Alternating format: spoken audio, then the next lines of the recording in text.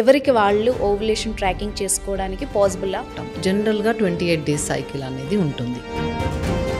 So ఈ 28 డేస్లో 14th day ovulation జరిగే ఛాన్స్ ఉంటుంది. ఈ మధ్య సెకండ్ ఇన్ఫర్టిలిటీ గురించి అంటున్నాం. అంటే ఆల్రెడీ పిల్లలు ఉన్నారు, బట్ సెకండ్ చైల్డ్కి ప్రాబ్లం అవుతుంది. సో ఇది ఎంత కామన్? మనం ఫస్ట్ బేబీ అనేది ఎర్లీ ఏజ్ గ్రూప్లో అయింది. సో కొంచెం ఏజ్ పెరుగుతుంది కదా, సో వీళ్ళకి అక్కడ ఏజ్ ఫ్యాక్టర్ వచ్చేస్తుంది. ఓకే, ఎన్ని IUL తర్వాత IVFకి సజెస్ట్ చేస్తారు మీరు? ఎగ్ నంబర్ తగ్గినప్పుడు the cycle length is also reduced. And blocked fallopian tubes, ఇది one of the main cause most of the పేషెంట్స్లో మనం ఇది చూస్తాము.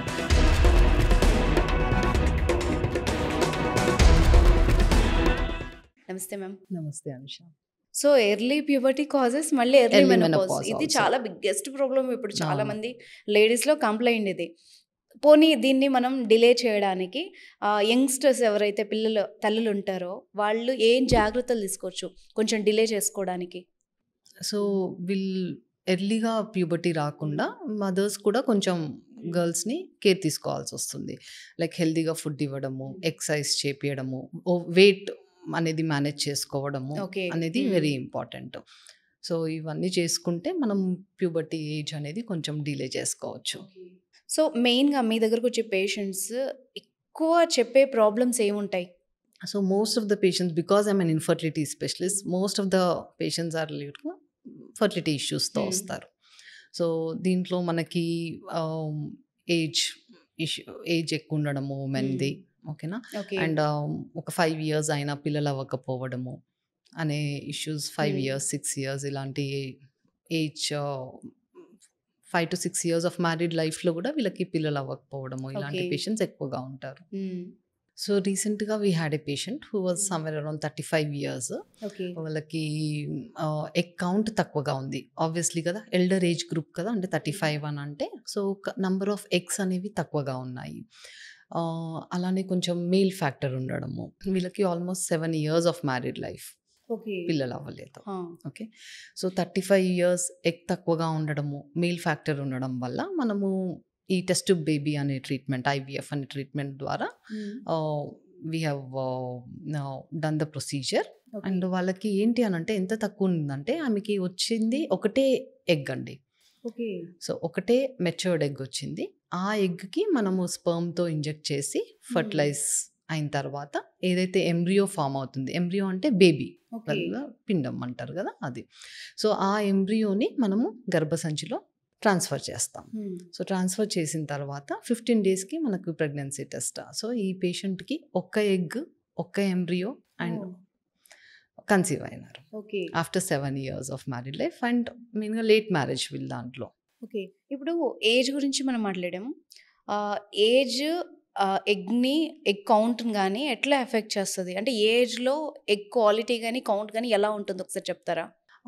సో మనకి యంగ్ ఏజ్లో ఎగ్ నంబర్ అనేది బాగుంటుంది. ఓకే. సో ఎవ్రీ ఫ్యూ మంత్స్కి ఈ ఎగ్ నంబర్ అనేది తగ్గుతూ వస్తుంది. ఓకే. సో మనకి బిలో 30 ఏజ్ గ్రూప్లో ఈ నంబర్ అనేది మోస్ట్ ఆఫ్ ద పేషెంట్స్లో బాగుంటుంది.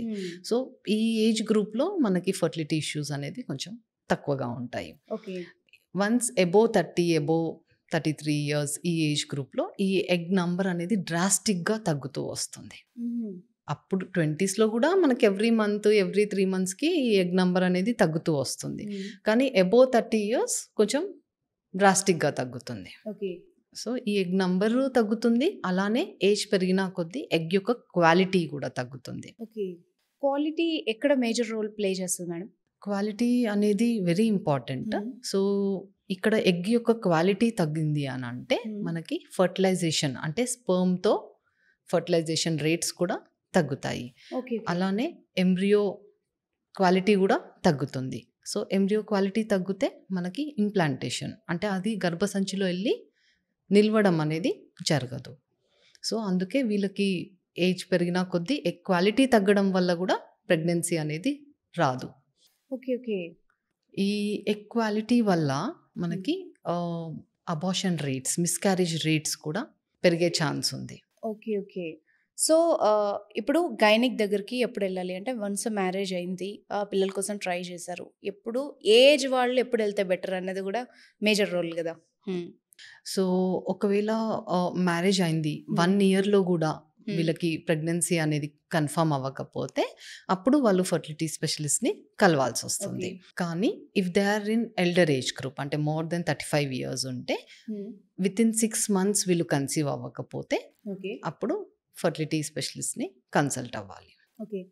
కొందరికి మెడికల్ కండిషన్స్ ఉంటాయి. అంటే వీళ్ళకి ఆల్రెడీ పీసీఓఎస్ ఉండడము, లేకపోతే వెయిట్ ఇష్యూస్ ఉండడము, ఒబేసిటీ అంటాం కదా అది. అలానే ఇర్రెగ్యులర్ పీరియడ్స్ ఉండడము అండ్ మెయిల్ పేషెంట్స్‌లో లో కౌంట్ ఉండడము. ఇవి ఆల్రెడీ తెలుసున్న వాళ్ళు కన్సీవ్ అవుతారా లేదా అని వెయిట్ చేయాల్సిన అవసరం లేదు. 1 ఇయర్‌లో కన్సీవ్ అవ్వకపోతే ఇమ్మీడియేట్‌గా డాక్టర్‌ని కన్సల్ట్ అవ్వాల్సొస్తుంది. సో ఈ జనరేషన్‌కి కొంచెం ఐడియా ఉంది. So Yes. అవేర్‌నెస్ కూడా ఉంది. సో ఒక 35లో మ్యారేజ్ అయిందనుకోండి, వచ్చి ఒక డాక్టర్ అబ్జర్వేషన్‌లో ప్లాన్ చేసుకోవచ్చా? అట్లా చేస్తే బెస్టా? బెస్ట్. Okay. అది బెస్ట్ ఐడియా యాక్చువల్లీ. సో వీళ్ళు ఏంటంటే కొన్ని మల్టీవిటమిన్స్ ఇవ్వడము, ఫోలిక్ యాసిడ్ యాడ్ చేయడము, ఓకే, ఓవులేషన్ ట్రాకింగ్ చేసుకోవడం వల్ల తొందరగా కన్సీవ్ అయిపోతారు. సో ఇది ఈ మధ్య మూవీస్‌లో చూస్తున్నాం ఈ ఓవులేషన్ ట్రాకింగ్. సో ఏంటి దీని కాన్సెప్ట్ ఏంటి? అంటే ఎట్లా గైడ్ చేస్తారు మీరు డాక్టర్స్‌గా? సో దీంట్లో ఏంటి అని అంటే వీళ్ళని మనము సెకండ్ డే ఆఫ్ పీరియడ్ మనము స్కాన్‌కి పిలుస్తాము. Okay. వాళ్ళలో ఆ ఓవరీస్‌లో ఎన్ని ఎగ్స్ ఉన్నాయో చూసుకొని ఆ మంత్‌కి వాళ్ళకి ఎగ్ తయారవ్వడానికి కొంచెం మెడిసిన్స్ ఇస్తాము. అండ్ ఈ ఎగ్ ఫామ్ అవుతుందా లేదా అనేది మనం స్కాన్స్‌లో ట్రాక్ చేస్తాము. ఆ Okay. స్కాన్ చేయడమే ఫాలిక్యులర్ స్టడీ అని అంటాము. సో వన్స్ ట్రాక్ చేసిన తర్వాత వాళ్ళకి డే 12 డే 14 ఈ ఎగ్ అనేది రెడీగా ఉంటుంది. ఓకే. సో మనము ఆ ఓవులేషన్ అయ్యే ఛాన్స్ ఉంది కాబట్టి దానికి ఒక 2 డేస్ అండ్ పోస్ట్ ఓవులేషన్ ఒక 2 డేస్ ఈ డేస్‌లో కలిసి ఉండాలి అని చెప్తాము. Okay. So this will help them to conceive naturally. Okay. ఇప్పుడు న్యాచురల్ ప్రెగ్నెన్సీ ప్లాన్ చేశారనుకోండి, వాళ్ళకి ఎంతవరకు రిజల్ట్స్ వస్తాయి ఈ టెక్నిక్ ద్వారా? సో ఈ టెక్నిక్ ద్వారా ఆల్మోస్ట్ ఒక 10-15% ఛాన్స్ ఉంటుంది వీళ్ళకి ఓ. కన్సీవ్ అయ్యే ఛాన్స్. ఓకే. ఒకవేళ అలా కూడా కాకపోతే నెక్స్ట్ ఏముంటాయి దెన్ ప్రొసీజర్స్? సో ఒకవేళ ఈ చిన్న ట్రీట్మెంట్స్‌లో వీళ్ళు కన్సీవ్ అవ్వలేదు. సో ఎవ్రీ పేషెంట్‌కి అంటే ఇండివిజువలైజ్ ద ట్రీట్మెంట్. అంటే కొందరికేమో ఒక్క సైకిల్‌తో న్యాచురల్ ట్రై చేస్తాము. Then we shift to next treatment because వాళ్ళకి ఏజ్ ఫ్యాక్టర్ ఉంది, మేల్ ఫ్యాక్టర్ ఉంది, ఎగ్ కౌంట్ తక్కువ ఉంది. So we don't fix it to one treatment. ఒకటే ట్రీట్మెంట్‌తో ఉండదు. సో ఒకవేళ దీంతో కన్సీవ్ అవ్వలేదు అంటే next step of treatment intrauterine insemination, IUI అనే procedures and IVF test tube baby, ఈ ప్రొసీజర్స్ ద్వారా we can assist them to conceive. Okay. ఎన్ని ఐయుఎల్ తర్వాత ఐవీఎఫ్‌కి సజెస్ట్ చేస్తారు మీరు? జనరల్లీ అంటే మేజర్ ఫ్యాక్టర్స్ లేకపోతే మినిమం 3-4 ఐయుఎస్ ట్రై చేసుకోవచ్చు. ఓకే. ఒకవేళ దీంట్లో వీళ్ళు కన్సీవ్ అవ్వలేదు అని అంటే then we'll move to the next step of treatment. So ఏంటి ఆ మేజర్ కండిషన్స్ అంటే? మేజర్ కండిషన్స్ అంటే మేల్ ఫ్యాక్టర్ ఉండడము, లేకపోతే ట్యూబల్ ఫ్యాక్టర్స్ ఉండడము, సివియర్ ఎండోమెట్రియోసిస్ ఉండడము, ఏజ్ ఫ్యాక్టర్, అలానే Okay. ఎగ్ కౌంట్ తక్కువ ఉండడము. సో వీళ్ళకి ఏంటి అని అంటే ఈ ట్రీట్మెంట్స్లో టైం వేస్టేజ్ అనేది చేయము. అంటే 3 సైకిల్స్ వరకు ఇస్తాము టైం అనేది, 3 సైకిల్స్ ట్రై చేస్తాము. ఒకవేళ దాంట్లో కన్సీవ్ అవ్వకపోతే then we will go for IVF. Okay. అంటే నేను ఈ మధ్య విన్నాను. అంటే ఎర్లీగా పీరియడ్స్ వస్తున్నాయి అనుకోండి. ఇట్ మీన్స్ వాళ్ళ ఎగ్స్ కూడా అంతే ఫాస్ట్‌గా డ్రాప్ అవుతున్నాయి అన్నది. నిజమేనా ఇదంతా? ఓకే. సో వీళ్ళకి ఎవ్రీ మంత్ మనకి ఓవులేషన్ జరుగుతుంది. ఈ ఓవులేషన్‌లో మనకి కొన్ని నంబర్ ఆఫ్ ఎగ్స్ అనేది వేస్ట్ అవుతూ కొందరికి ఉంటాయి. 20 డేస్ మెన్సెస్ కూడా కంప్లెయింట్స్ చేస్తూ ఉంటారు. అంటే 30స్‌లో ఉన్న మహిళలు ఈ మధ్య అవును. విన్నాము. That is one of the sign to tell. అంటే ఫ్యూ పేషెంట్స్‌లో ఎగ్ నంబర్ తగ్గినప్పుడు the cycle length is also reduced. Okay. So వీళ్ళకి ఓవులేషన్ అనేది డే 8 రోజు, డే 9 రోజే జరిగిపోతుంది ఓకే. ఓకే. ఆ కౌంట్ కూడా మారిపోతుంది. కౌంట్. ఓకే. అండ్ ఈ మధ్య పీరియడ్స్‌లో పెయిన్ ఎక్కువ ఉంటే గనక వాళ్ళకి కూడా ఇన్ఫర్టిలిటీ వచ్చే ఛాన్స్ ఉంది ఫ్యూచర్‌లో అంటున్నారు. ఎట్లా లింక్ అది? సో నార్మల్‌గా మెన్స్ట్రుయేషన్‌లో పెయిన్ ఉండడము, అంటే మైల్డ్ పెయిన్, బేరబుల్ పెయిన్ ఉండడము is very normal and it is good in fact. Okay. So ఒక మెన్స్ట్రువల్ సైకిల్‌లో పెయిన్ ఉంది అని అంటే it indicates that they are ovulating. Okay. Okay. కానీ సివియర్ పెయిన్ ఉండడం అనేది ఇట్ ఈస్ కన్సర్న్. కొంతమందికి అసలు భరించలేరు. అదే. టాబ్లెట్ ఆ వేసుకుంటారు. సివియర్ పెయిన్, హా! అన్‌బేరబుల్ పెయిన్ ఉన్న హా! వాళ్ళు we have to go for consultation. Okay. So, ఎందుకు అనంటే there is one condition called endometriosis. So, ఈ ఎండోమెట్రియోసిస్ అనే కండిషన్‌లో వీళ్ళకి భరించలేనంత పెయిన్ ఉంటుంది. సివియర్ పెయిన్ ఉంటుంది. సివియర్ క్రాంప్స్ ఉంటాయి. 2, 3 టాబ్లెట్స్ వేసుకున్నా కూడా తగ్గదు. సో, ఈ కండిషన్‌లో మనకి ఇన్‌ఫర్టిలిటీ ఇష్యూస్ వచ్చే ఛాన్స్ ఉంటుంది. ఓకే. మరి దీనికి ట్రీట్మెంట్ ముందుగానే చేయించుకోవడానికి ఉంటుందా? ఉంటుందండి. సో, వీళ్ళకి ఎండోమెట్రియోసిస్ ఉన్న వాళ్ళకి సేమ్ థింగ్. దీంట్లో ఎండోమెట్రియోసిస్‌లో గూడా మనకి ఎగ్ యొక్క క్వాలిటీ తగ్గడము, గర్భసంచి ఇంప్లాంటేషన్ సైట్ ఎఫెక్ట్ అవ్వడము అనేది జరుగుతుంది. సో, వీళ్ళు ఎర్లీగా ప్లాన్ జేసుకోవాలి ప్రెగ్నెన్సీ అనేది. ఓహ్! సో, దీంట్లో మళ్ళీ స్టేజెస్ ఉంటాయి మనకి. ఎర్లీ స్టేజ్, లేట్ స్టేజ్ అని. సో, ఎర్లీ స్టేజ్ వాళ్ళకి చిన్న ట్రీట్మెంట్స్‌తో కన్సీవ్ అయిపోతారు. ఈ లేట్ స్టేజ్ వాళ్ళకి మళ్ళీ మనము పెద్దగా ట్రీట్మెంట్ చేయాల్సొస్తుంది. ఓకే. సో, మామూలుగా మనం ఇన్‌ఫర్టిలిటీ అనగానే మ్యారేజ్ అయిన తర్వాత పిల్లల కోసం ట్రై చేసి అవ్వనప్పుడే మనలో ఉన్న వాటికి ట్రీట్ చేయించుకుంటాం. సో, ఈ మధ్య మనము టీనేజర్స్‌లో పీసీఓఎస్ కండిషన్స్ కానీ, ఇప్పుడు మీరు చెప్పిన కండిషన్ గానీ, ఇలాంటివి హార్మోనల్ ఇంబాలెన్స్ కానీ ఇవన్నీ ఉన్నాయి. సో, ముందు జాగ్రత్తగా ఏజ్ నుండి మన బాడీని కరెక్ట్ చేసుకోవడం కానీ, ఈ సమస్యల్ని కరెక్ట్ చేసుకోవడం ఏది బెస్ట్ ఐడియా అంటారు? యాక్చువల్లీ వీళ్ళ ప్రిపరేషన్ అనేది ఎర్లీ ఏజ్‌లోనే జరగాలి. హ్మ్. సో, మెన్స్ట్రుయేషన్ కన్నా ముందే దే హ్మ్. Should know the menstrual information. Okay. అంటే వీళ్ళకి మెన్స్ట్రుయేషన్ అంటే ఏంటి? ఆ సైకిల్ లెంత్ అంటే ఏంటి? ఓకేనా? ఎన్ని డేస్‌కి వాళ్ళకి నెక్స్ట్ పీరియడ్ రావాలి? హ్మ్. ఓకేనా?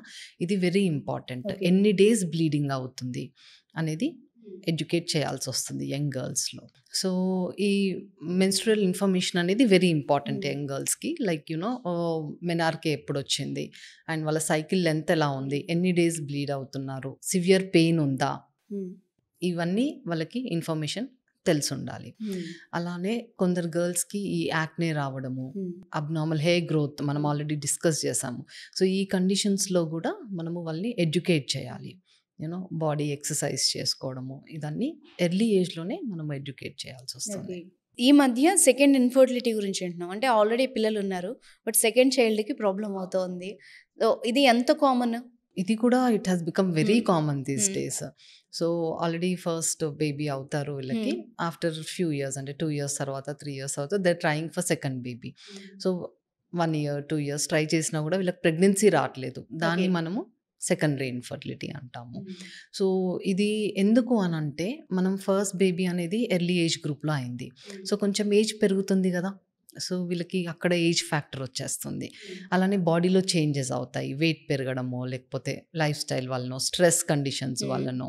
సో, ఈ కండిషన్స్ వల్ల గూడా హార్మోనల్ ఇంబాలెన్స్ అవ్వడము, ఈ కండిషన్స్ వల్ల గూడా వీళ్ళకి ప్రెగ్నెన్సీ అనేది ఇబ్బందవుతుంది. హ్మ్. అలానే రిప్రొడక్టివ్ ట్రాక్ట్ ఇన్ఫెక్షన్స్. సో, వీళ్ళకి ఆల్రెడీ నార్మల్ డెలివరీ అయింది. దే ఆర్ హ్మ్. Active sexually. సో, ఇన్ఫెక్షన్స్ అనేవి వెరీ కామన్. సో, ఈ కండిషన్స్‌లో మళ్ళీ మనకి ఫర్టిలిటీ ఇష్యూస్ అనేవి రేజ్ అవుతాయి. Okay. And blocked fallopian tubes ఇది వన్ ఆఫ్ ద మెయిన్ హ్మ్. కాజ్ మోస్ట్ ఆఫ్ ద పేషెంట్స్‌లో మనం ఇది చూస్తాము.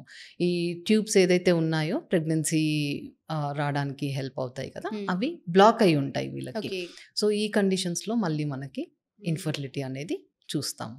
అంటే జనరల్‌గా అసలు ఎవరికి వాళ్ళు ఓవ్యులేషన్ ట్రాకింగ్ చేసుకోవడానికి పాసిబులా? లేదంటే ఎట్లా దానికేం చేయొచ్చు? It's very important to track your ఆ! ఓవ్యులేషన్ అండ్ ఈజీగా మనం చేసుకోవచ్చు. ఓకే. ఇంట్లోనే చేసుకోవచ్చు. మీ బాడీ చేంజెస్‌తోనే చేసుకోవచ్చు. ఓకే. ఓకే. సో, నార్మల్‌గా మనం మెన్స్ట్రువల్ సైకిల్ లెంత్ అనేది చూసుకుంటాము. హ్మ్. సో, 28 డేసా, 30 డేసా ఈ సైకిల్ లెంత్ అనేది హ్మ్. చూసుకుంటాం. జనరల్‌గా 28 డేస్ సైకిల్ అనేది ఉంటుంది ఉమెన్‌లో. సో, ఈ 28 డేస్‌లో 14థ్ డే ఓవ్యులేషన్ జరిగే ఛాన్స్ ఉంటుంది. ఓకే. హ్మ్. సో, డేట్ అనేది మనం ట్రాక్ చేసుకుంటే మనకు హ్మ్. అర్థమైపోతుంది. దాంతో పాటు మనకు ఓవ్యులేషన్ టైంలో ఉమెన్ బాడీ చేంజెస్ అనేవి జరుగుతాయి. ఓకే. ఓకే. హ్మ్. ఒకటేంటి సర్వైకల్ మ్యూకస్ చేంజ్. అంటే హుహు. మనకి ఏదైతే వైట్ డిశ్చార్జ్ ఉంటుందో అది వెరీ ట్రాన్స్‌పరెంట్‌గా, వాటరీగా డిశ్చార్జ్ అనేది స్టార్ట్ అవుతుంది ఓవ్యులేషన్ టైంలో. దీంతో పాటు ఆ టైంలో కొంచెం కడుపు నొప్పి రావడము, కొంచెం బ్యాక్ ఏక్ రావడము అనేవి జరుగుతాయి. కొంచెం ఓకే. మూడ్ చేంజెస్ కూడా. ఓకే. అలానే హ్మ్. బాడీ టెంపరేచర్ కొంచెం ఫీవరిష్ ఫీలింగ్ ఉండడము. హ్మ్. ఓకే. సో, దాంతో పాటు కొందరికి వెజైనల్ స్పాటింగ్ అనేది జరుగుతుంది. సో, ఈ కండిషన్స్‌తో న్యాచురల్‌గా మనకి ఓకే. ఈరోజు ఓవులేషన్ ఓకే. ఓకే. అవుతుంది. ఈ రోజో, దాని ముందు రోజో ఓవులేషన్ అయింది అనేది న్యాచురల్‌గా తెలుసుకోవచ్చు. ఓకే. ఇవన్నీ సిమ్టమ్స్. సింప్టమ్స్ సో, మరి కొందరికి టైమ్ టు టైమ్ పీరియడ్స్ రావు. రావు. డిలేస్ ఉంటాయి, ఎర్లీగా ఉంటాయి. వాళ్ళకి కూడా ఈ 14th డే అన్నది కౌంటా? It doesn't count in okay. Them. Okay. So, irregular సైకిల్స్‌లో ఓవులేషన్ అనేది డిలే అవ్వచ్చు. సో, ఇప్పుడు ఒకవేళ 35 డేస్ సైకిల్ ఉందనుకోండి. ఓకే. వాళ్ళకి లేట్‌గా ఓవులేషన్ జరుగుతుంది. ఓకే. ఓకే. కొందరికి 1 ½ మంత్, 2 మంత్స్ ఇలాంటి దాంట్లో అయితే మనం న్యాచురల్‌గా ట్రాక్ చేసుకోలేము. ఓకే. అప్పుడు సో, డాక్టర్ అవసరం డాక్టర్ ఉంటుంది. అవసరం ఓకే. పడుతుంది. అండ్ ఎగ్ క్వాలిటీ బాగుండాలి, ఓవులేషన్ టైంకి జరగాలి, ఇలా అన్నప్పుడు స్పెసిఫిక్ ఫుడ్స్ ఏమన్నా ఉంటాయా మన బాడీకి హెల్ప్ చేయడానికి? నేను ఆల్రెడీ మీతో డిస్కస్ Hmm. చేశాను. దీంట్లో మనం అగైన్ బయట ఫుడ్ అవాయిడ్ చేయడము, ఆయిలీ ఫుడ్ అవాయిడ్ చేయడము. Okay. Okay. Hmm. Fruits, vegetables ఎక్కువగా Hmm. తీసుకోవడము. Okay. Compulsory 45 minutes to 1 hour body వర్కౌట్స్‌కి కేటాయించడము. Okay. Okay. Body weight normal BMIలో ఉంచుకోవడము. ఇదంతా very important. Okay. So, this will help you to have a regular cycle and ovulate on time. Okay. Super. So, ఈ జాగ్రత్తలు పాటిస్తూ ఈ సిమ్టమ్స్‌ని గమనించుకుంటే న్యాచురల్ ప్రెగ్నెన్సీ వచ్చే ఛాన్సెస్ ఉంటాయి. చాలా ఎక్కువగా. Okay. Thank you so much అండి. చాలా ఓపిక్గా అడిగిన ప్రతిదానికి ఆన్సర్ చేశారు. Thanks for your time. Thank you Anusha.